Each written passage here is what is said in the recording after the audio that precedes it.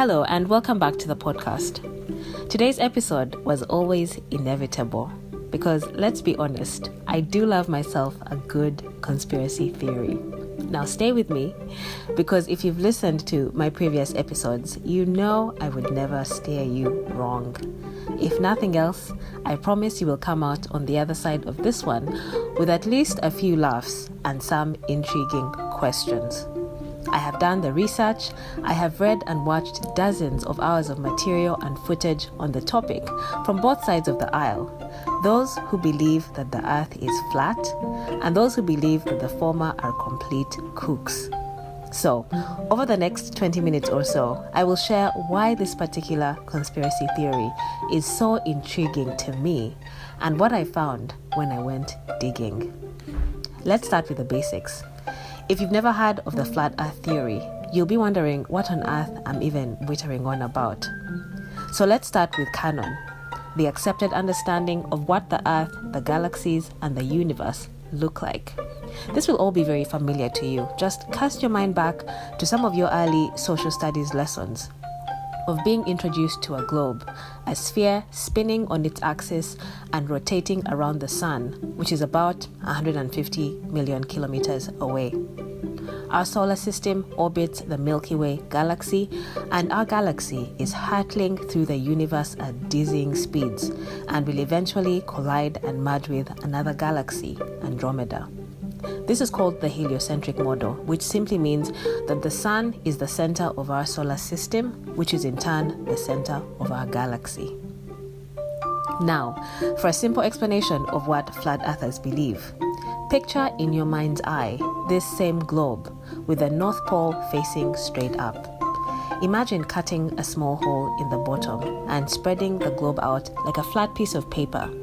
Imagine that it spreads out into a perfect circle so that the South Pole or Antarctica is now a ring of ice around the outer edge, enclosing in all the continents. Finally, place a transparent dome on top of the whole thing. That's your flat Earth. The flat Earth is also stationary, and the sun and moon are much closer and much smaller than in the heliocentric model. They have to be in order to fit inside the dome or just outside of it or whatever. Now, I'm not going to go into the details of how the flat Earth or the heliocentric models started. Suffice it to say that for a very long time, many civilizations actually believed that the Earth was flat. But there is also a lot of evidence of ancient civilizations who believed that it was a sphere, from as early as the 5th century BC, when it appears in the writings of Greek and Roman Egyptian philosophers, including Pythagoras, Aristotle, and Ptolemy, until practical demonstrations were eventually performed by the Portuguese explorer Magellan in the 13th century. So, belief in the spherical Earth has been around for a really long time. But bear in mind that, for example, my man Galileo, the Italian astronomer, physicist, and engineer, was accused of heresy in the 15th century for saying that the world was a sphere. So the point is, whether the Earth is flat or spherical hasn't always been a settled question. Right, so for those who believe in a flat Earth, that means there must be a massive cover-up to conceal this fact, right? Well, yes, of course. A basic premise of the flat Earth theory is that there is a vast conspiracy to hide this knowledge. Why? I've come across these two common reasons. The first is that the flat Earth and the dome were built by either an ancient, powerful civilization or by a godlike creature, and this fact must be concealed. Which links to the second point, which is that the knowledge of a flat Earth, a dome, and a godlike creature would make it difficult to control humans. If we knew without a shadow of a doubt that there was a power beyond the earthly powers that be, it would be impossible to predict our reactions. So according to flat Earth priests, it is imperative to make humans believe that they are small and insignificant, created by chance and hurtling aimlessly through space in an endless universe. So there you go. That's the why, allegedly. Now, I've given this some thought because some people who debunk the flat Earth theory tend to rubbish the why of it all because they argue that humans have believed in God or godlike creatures since the beginning anyway, so that's not anything new. and therefore that a flat earth and a dome being real would not in any way change what people believe or how they behave, or if they could be effectively controlled. Now, I'm not settled on the latter, so as to whether or not the existence of a dome would make humans more difficult to control. But I do believe that it would absolutely impact the way people thought and believed, because up till now, all belief in a god or a godlike beings has been really predicated on faith. You can argue that the way the universe is set up suggests intelligent design, but there really hasn't been any empirical proof. But if an actual dome was discovered, that would be incontrovertible proof of intelligent design. Someone would have had to put it there, because the dome by its very nature would not be natural, quote unquote natural. It's debatable what natural would mean in this context, but someone or something of far superior ability and intelligence, something we can't quite fathom, a god, would have had to put it there, right? So, to be absolutely clear on what is being hidden, according to flat earth priests, there is something beyond the so-called Antarctic wall of ice. Remember my explanation of what a flat earth supposedly looks like. The Arctic of the North Pole is smack in the center of the circle, and Antarctica is a wall of ice around the outer edge enclosing in all the continents. Flat earthers believe that beyond that wall of ice is a hidden world, and beyond that is the edge of the world, or the dome, put there either by an older civilization or by some deity. Okay, so those are the basics. What is the flat earth? Why is it being hidden? And what is being hidden? Of course, that's one condensed version. There are many other variations. Let's consider what reasons or evidence flat earthers have provided for their position. There are honestly too many to cover in this episode, but I'm going to include just 3 that kind of resonated with me. So in other words, I thought, that seems suspicious, or that doesn't quite hang together, or perhaps there are some holes in that one. Those are 3 that we're going to talk about, so let's dive right in. The first is, can someone explain to me with diagrams and illustrations why we have never been back to the moon? I say we, I mean of course the Americans and the Russians, and now the Chinese or the Japanese or maybe even the Indians. You're telling me that after all that ruckus, in over 50 years of flexing and astronomical spending on all manner of things, they never thought, maybe it's time to pop back round to the moon. You're telling me that China, who have literally built an artificial moon and an artificial sun that is 5 times hotter than the real sun, you're telling me that People's Republic of China, 50 years on from the original moon landing, with all the leaps and bounds in technology, hasn't thought, let's go have a little wander around and see what all the fuss was about in the first place? I don't know. It's giving unlikely. It's giving a bit suspicious. Now, if you're a little confused and thinking, wait, we may not have gone back to the moon, but we've been elsewhere in outer space, right? There's always some news story about the International Space Station, Elon Musk has done what, and haven't we even been to Mars? Actually, no, we haven't. All other space missions have been in lower orbit, as in just here, about 300 kilometers from Earth's surface. By comparison, the moon is about 400,000 kilometers away, and Mars is about 200 million kilometers away. So really, all recent space exploration is child's play in comparison to the Apollo 11 mission. Now, there are some missions being planned for outer space in the near-ish future. Elon Musk's SpaceX is a dominant leader in the push for exploration, and NASA's Artemis program aims to land another man and the first woman on the moon by 2024, and eventually establish sustainable space travel by 2028. The Artemis program is NASA's stepping stone to their ultimate goal of landing on Mars, so I guess we will have to wait and see. But don't be fooled by Jeff Bezos and Elon Musk's recent hype about traveling into space. on July 20th, Jeff Bezos will be traveling on his company Blue Origin's first human spaceflight, but heading not even into low orbit, but just about 100 kilometers from the Earth's surface for like 11 minutes. It's hardly the Great Space Odyssey. See, haters. Just to be clear, if you're wondering what all this moon landing stuff has to do with a flat Earth, it's that a lot of the evidence for a spherical Earth is from astronauts going into outer space and observing it as well as taking pictures, right? So that's why the moon landing is important. To argue a flat Earth, you have to discredit the moon landing. Now, here are some explanations for why we haven't been back to the moon that makes sense to me, right? So first of all, what was the reason for the original mission? To put it in simple terms, it was pressure from the Cold War. The Russians had already put a man, Yuri Gagarin, into orbit, and there was every expectation that they would be the first to put a man on the moon. But the Americans said, over our collective dead bodies. It was a necessary show of strength. So some people argue that no such motivation currently exists. Perhaps, but aren't the Americans in a bit of a standoff, including a trade war with China at the moment? Isn't there a lot of chest thumping about who is the biggest and the baddest? Now, I wasn't alive during the Cold War, so I can't really judge, but let's just say I'm not entirely convinced. The second reason is the cost-benefit analysis. The argument is that these missions are damn expensive with no obvious benefits. But how could they possibly know that?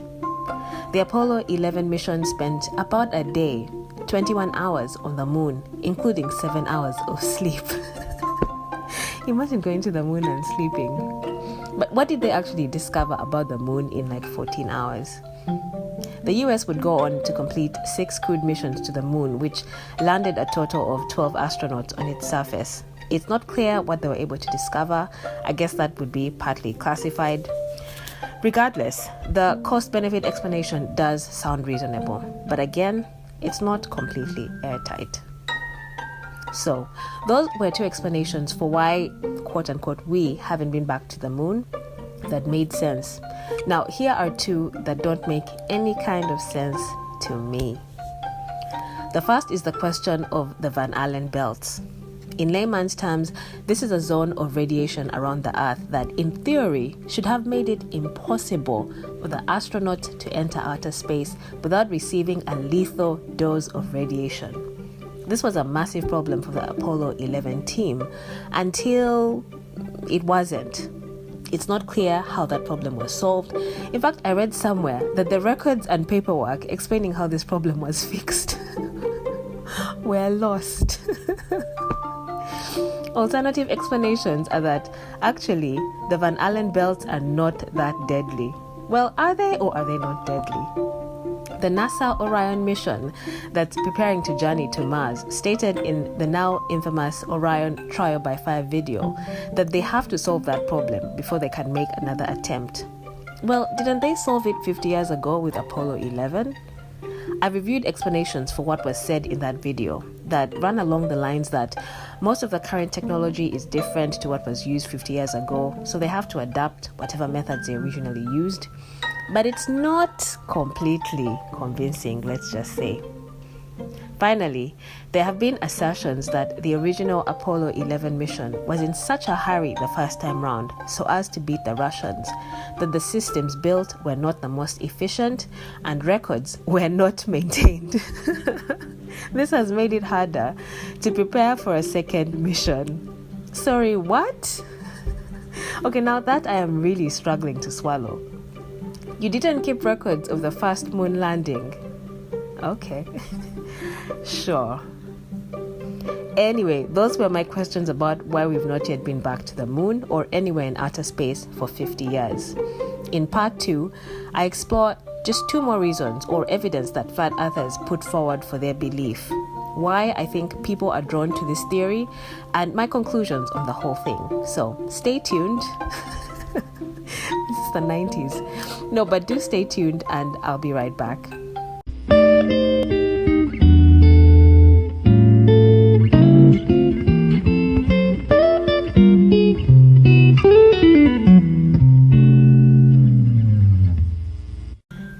Welcome back to part 2. Let's look at 2 more reasons or bits of evidence that flat earthers put forward for their belief, for which I haven't found a completely satisfactory explanation. First is on observing the Earth's curvature. Remember your primary school social studies class, a lesson about how a boat disappearing over the horizon was proof that the Earth is a sphere because the boat was effectively disappearing behind the Earth's curve. Well, flat earthers have done tons of experiments to try and debunk this. The most interesting one to me is that with newer technology like high-powered cameras, some have been able to show that actually the boat doesn't disappear over a horizon. It's your naked eye as well as visual interference like the atmosphere, mirages, etc. that give this perception. If you use high-powered cameras that have only become available in the last 20 years or so, you're always able to see the entire boat until the distance becomes too great for the camera's capability. Now, there are a lot of other experiments like this, the point of which is to take a really long flat surface, like the distance between 2 buildings across a water body or the Bolivian salt flats, where the Earth's curvature should kick in and prevent parts of an object from being seen because of the Earth's curve. The experimenters claim that they've not been able to see proof of this. The rebuttal that I've seen from scientists is that flat earthers are either using the wrong formula for the Earth's curvature, or that they don't understand how perspective works, or that they're not high enough to observe it. Well, which is it? Can it be observed by the disappearing boat, or are we not high enough to see it? This seems to me like a glaring contradiction. The best explanation that I could work out is that perhaps it's a bit like seeing a person standing at a distance with hair down to their back. They are wearing masculine clothes and have extremely hairy and muscular legs. From this, you can infer that they're probably a man, albeit with long hair. But it's only when they turn around and you observe perhaps a beard and other masculine features that you can confirm this directly. So in the same way, perhaps the bottom of a boat disappearing behind the curve allows you to infer a spherical Earth. But going up high enough and actually seeing the horizon curve gives direct evidence of a sphere. Maybe that's it. As I previously said, physics was never my strong suit. The point is, I haven't seen anyone convincingly recreate these tests the way flat earthers have attempted to do, explain the correct formula, and at what point we should be able to perceive curvature while on the ground and then show us. And I've looked. Well, I haven't looked that hard. I'm here for a good time, not a long time. But I have tried, I just haven't found any yet. Lastly is the great mystery around Antarctica. We can't talk about Antarctica without talking about Admiral Richard Evelyn Byrd Jr. Admiral Byrd was an American naval officer and explorer. He was a recipient of the Medal of Honor, the highest honor for valor given by the United States, and was a pioneering American aviator and polar explorer. Why do flat earthers love him? Well, he led expeditions to Antarctica from the 1920s to the 1950s and came back and said a few wild things, let's say, which, depending on your interpretation, can sound a little suspicious. For example, he said, "There is no life whatever beyond the edge of the world." Now, why would he call it the edge of the world on a sphere? To be fair, if you were sailing and came up to an ice shelf 2 miles high, unbroken as far as the eye could see, you might also describe it as the edge of the world. In an interview in 1952 with a TV show called The Longines Telescope, he said, and I quote, "It's by far the most valuable and important place left in the world for science. It involves the future of the nation, an untouched reservoir of untapped resources, including coal, oil, minerals, and uranium." He added that there were 7 nations engaged in Antarctica, including Russia, Australia, Argentina, Chile, and New Zealand. He talked about planning the next military mission to Antarctica called Operation Deep Freeze from 1955 to 56. The mission was completed, he returned home, and then absolutely nothing happened next. The mission suddenly stopped. The end. No other missions, military or otherwise, were conducted ever again. A treaty was then put in place, banning any country from doing pretty much anything on the continent. You can take tours of the outer islands, but the military enforces a boundary preventing internal exploration. Honestly, it doesn't seem like anyone really cares that much about Antarctica, except for when we hear about ice sheets breaking off due to global warming, or when a new documentary comes out about emperor penguins. There are no commercial mining operations or anything like that. Now, the Encyclopedia Britannica states that scientific exploration demonstrated that while mineral riches exist in Antarctica, the conditions for profitable extraction do not. And over time, scientific activities became the main political and economic activity in Antarctica. Interesting. So, the most decorated explorer of his time stated that it was the most valuable and important place left. And then soon after, everyone said, actually, never mind. Okay, moving on swiftly. I was curious about whether there are any notable people who believe in the flat earth theory, and actually not really. The only one I came across is NBA star Kyrie Irving. A few other people have stuck out their heads over time briefly, but after being ridiculed, quickly retracted. So why are people choosing to believe such an outlandish theory? I have 3 theories on this. The first is those who listen to just one side of the argument, those who stumble onto the idea and dive headlong down the rabbit hole without pausing to listen to dissenting voices. The truth is that the evidence for a spherical earth is compelling, so only those with an excess of curiosity and skepticism will ignore it and keep digging. Then there are those that are looking for something, perhaps a sense of adventure. This is the one that calls to me personally. Apart from that one tribe on that one remote island in the Indian Ocean that immediately spears to death any stranger that approaches them, the only place left unexplored on Earth are the ocean depths, which I have not one single desire to visit. And perhaps parts of Siberia and like the Australian outback. But for the most part, we know what's out there.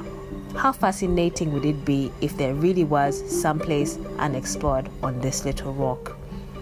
But then there are others looking for an explanation for the things that don't make sense in this life, for how often we feel out of control of our own destiny, which is fair enough.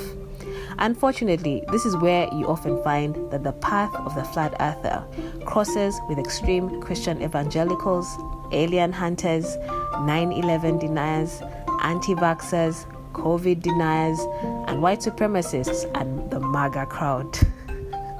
What's the difference? It's, shall we say, an eclectic mix in the comment section. Finally and predictably, there are the grifters.